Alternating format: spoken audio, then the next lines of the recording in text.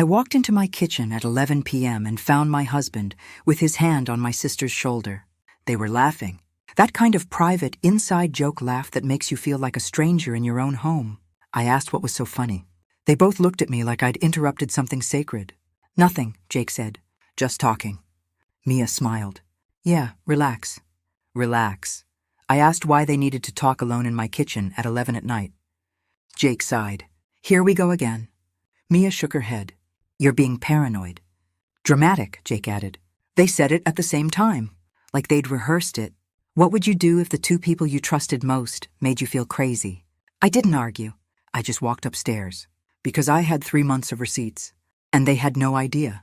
Where are you watching from right now? Drop your time zone in the comments. And if you've ever been called too sensitive when you knew something was wrong, hit that like button. Let me take you back to where this really started. I'm a data analyst. I work in healthcare. I'm paid to find patterns, to notice what doesn't add up. My sister Mia is the opposite. Free spirit, artist, the golden child. Growing up, she got away with everything. I was the responsible one, the boring one. I didn't mind. I loved her. I married Jake 4 years ago. He was steady, kind, or so I thought. 6 months before that night in the kitchen, Mia went through a bad breakup. She called me crying, said she needed a fresh start. I suggested she move to our city. Jake agreed. He even offered to help her find a job. I thought it was sweet. At first, she came over once a week for dinner, then twice, then 3 times. Jake started working late on the same nights Mia visited. When I mentioned it, he said I was overthinking. But here's the thing. I keep spreadsheets for our budget. I track everything. It's just how my brain works. So when things started feeling off, I did what I do best. I started a log. Dates, times, who texted first, who suggested the plans. I told myself I was being ridiculous, that I'd look at it in a month and laugh. But the data didn't lie. Mia was at our house 4 nights a week. Jake's late nights matched her visits perfectly. And the texts, they were constant. I wanted to be wrong. I really did. But the pattern was already screaming. One night, I finally said something. Jake and I were getting ready for bed. I kept my tone light. "Hey, do you think maybe Mia could come over a little less? I feel like we never have time, just us." He stopped brushing his teeth. Turned to me. "Are you serious right now?" I blinked. "I just thought, she's your sister. I'm helping your family." The emphasis stung. "I know, I appreciate it. You just what? You're jealous of your own sister?" I felt my chest tighten. "That's not what I said. It's what you meant." He left the bathroom. Conversation over. The next day, Mia called me. She was crying. "Jake told me you're upset about me coming over." I tried to explain. She cut me off. "I can't believe you'd think something like that. After everything I've been through?" "Mia, I didn't say you never wanted me to be happy." She hung up. 2 days later, Jake sat me down.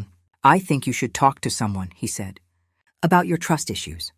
I stared at him. "My trust issues?" "Yeah, this jealousy thing. It's not healthy."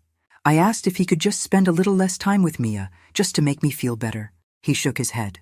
"If you make me choose between supporting family and entertaining your paranoia, we have a bigger problem." I felt the ground shift under me. I apologized. I told Jake he was right, that I was stressed, that I'd drop it. He smiled, kissed my forehead, said he was glad I was being reasonable. I tried to act normal. I really did. But they got bolder. Jake and Mia started taking weekend trips. With a group, they said. I asked to see photos. There were never any other people in them. My friends started asking questions. "Are they always together?" One asked. I laughed it off, made excuses, but inside I was unraveling. Maybe I was broken. Maybe I was paranoid. Maybe grief and stress had made me see things that weren't there. Then came the family dinner. My parents were there. Mia stood up with a glass of wine. "I have good news," she said. Jake helped me get a job at his firm. "We're going to be working together." My mom clapped. "Oh, honey, that's wonderful." My dad shook Jake's hand. Finally, someone who treats Mia right. I sat there, smiling, dying inside. I excused myself to the bathroom and cried silently into a towel. I thought I'd lost my mind. But that night, I opened my laptop. I still had the log. I still had access to our accounts. And I wasn't going to ignore it anymore. Our phone plan was under my name. Joint account. I logged in. I pulled the records for the last 6 weeks. And there it was. Jake and Mia were texting 40 to 60 times a day. Calls lasting 30, 40, sometimes 90 minutes. But here's what made my blood run cold. The text stopped when I got home from work and started again the minute I left. The pattern was perfect. I opened a spreadsheet, color-coded everything by time of day. There was a spike every single night after 10 p.m. Then I saw it. 2:47 a.m., 53 minutes. I was asleep next to him. What kind of friendship needs a 53-minute phone call at 2 in the morning when your wife is right there? I took screenshots, saved everything to a cloud folder. I labeled it receipts, phone records, 1,846 texts in 6 weeks. Average call length, 41 minutes. I sat back in my chair. I wasn't crazy, but I needed more than numbers. I needed something they couldn't explain away. So I kept digging. 3 days later, Jake came home with news. So Mia and I are going to that conference in Denver next month. I looked up from my laptop. What conference? The marketing one. I told you about it. He hadn't. We're sharing a hotel room, he added. Company's cutting costs. I felt my stomach drop. Sharing a room? Yeah, it's a double. What's the problem? I didn't answer. He sighed. Please don't start this again. That night, Mia sent a message to our family group chat. It was long, emotional. She said she was worried about me, that I wasn't acting like myself, that I seemed to resent her happiness, that she thought I needed help. My mom called within the hour. Honey, maybe you should talk to someone. You've been so stressed. My dad texted. Be kind to your sister. She's been through a lot. No one asked for my side. A week later, I checked our bank account. Jake had opened a separate checking account. He'd moved $2,000 into it. The memo said, Denver trip. $2,000 for a work conference? I looked at the date. The trip was in 10 days. I had a deadline, and I wasn't going to waste it. I went back to our credit card statements. We had one shared card. I was the primary account holder. I downloaded 6 weeks of transactions, and I started highlighting. Dinner for two. $187. February 14th. I was out of town that night for work. A jewelry store. $890. 3 days after my birthday. I got a card. Rides to and from her apartment. Dozens of them. Spa days, dinners, wine bars. $4,732 in 6 weeks. Then I found the one that broke me. A boutique hotel. One night. 2 key cards charged to the room. The weekend he told me he was at a bachelor party. Room service breakfast for 2. Couples spa package upgrade. I zoomed in on the date. I remembered that weekend. I'd called him Saturday morning. He said he was hungover heading to brunch with the guys. He was at a hotel, with her. I took screenshots of every single charge. I built a second spreadsheet. I labeled it Receipt 2. Now I had the pattern. The money trail. I just needed to know why. I started digging into Mia's social media. Her Venmo was public, and there they were. Requests to Jake, rent, bills, groceries with a heart emoji. She wasn't just heartbroken. She was broke. Her ex had left her with debt. She'd been fired from her last job. Jake wasn't helping her. He was rescuing her, and she was letting him. Then I found the email. We share an iCloud account. I set it up years ago. His drafts folder synced to my laptop. There was one from 2 weeks earlier. The subject line, confidential consultation, separation timeline. I opened it. My wife and I have grown apart. I'd like to understand my options before making any decisions. It was addressed to a divorce lawyer. I scrolled through my photos, found a screenshot I'd taken weeks ago by accident, a text notification I'd glimpsed on his phone. Mia had written, just a few more months. At the time, I thought she meant her lease. Now I understood. He wasn't confused. He wasn't torn. He was already gone, and she was waiting. I closed the laptop. I wasn't losing my mind. I was being erased, but not anymore. The next morning, I called a divorce attorney. I brought everything, the phone logs, the credit statements, the draft email. She looked through it for 20 minutes.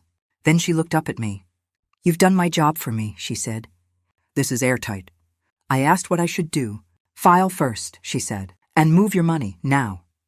I went home, opened a new bank account at a different branch.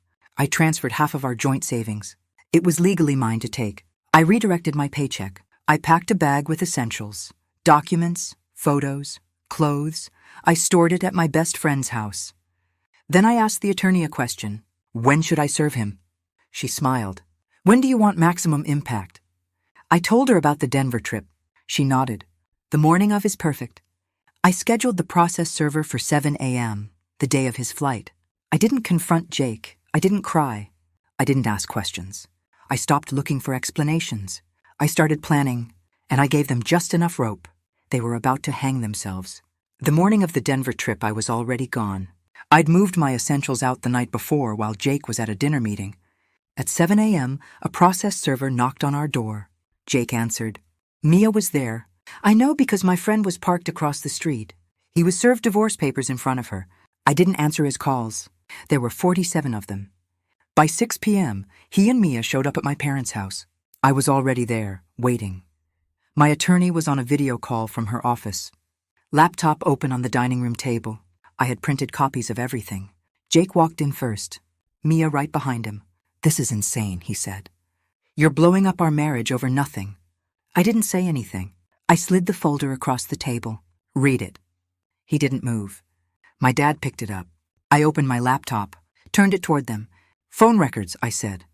1,846 texts in 6 weeks. 40 calls after midnight. Mia's face went pale.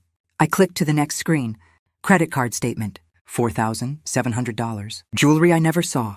A hotel room the weekend of the bachelor party. Jake started to speak. I held up my hand. I clicked again. Draft email, sent to a divorce attorney 2 weeks after Mia moved here. My mother's hand went to her mouth. I turned to Mia. Your Venmo is public. Rent, bills, groceries, all charged to him. It's not, Mia started. It wasn't like that. I looked at Jake. Tell them about Denver. About the shared hotel room. He said nothing. My dad stood up. His voice was shaking. Get out of my house. My mom was crying. She pointed at the door. Both of you, get out. Jake tried one more time. You're making a mistake. I finally spoke. I'm not dramatic. I'm done. They left. The divorce finalized 4 months later. Jake kept his 401k. I kept the savings we'd put aside for a house down payment. And my car. It was a clean split. I didn't ask for alimony. I just wanted out. 2 weeks after I filed, Jake's firm found out about the relationship. Turns out, dating a coworker's family member violates their workplace ethics policy. I didn't report them. A mutual friend did.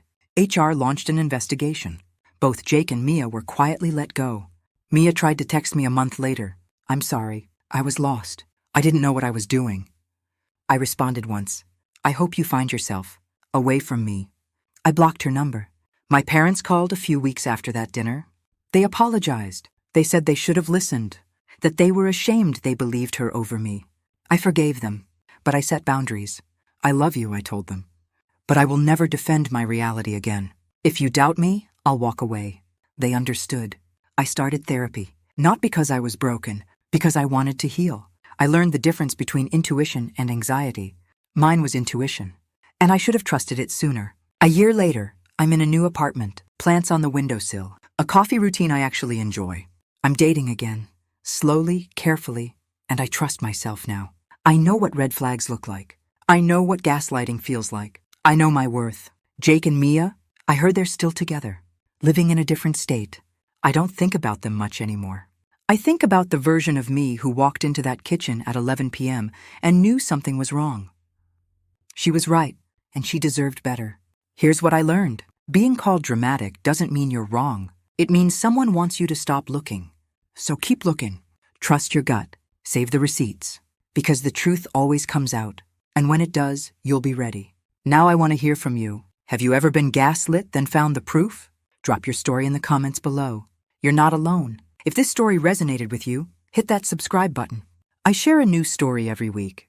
And remember, trust your gut. It's smarter than you think. This has been a fictionalized dramatization and is not legal or financial advice. Thank you for watching.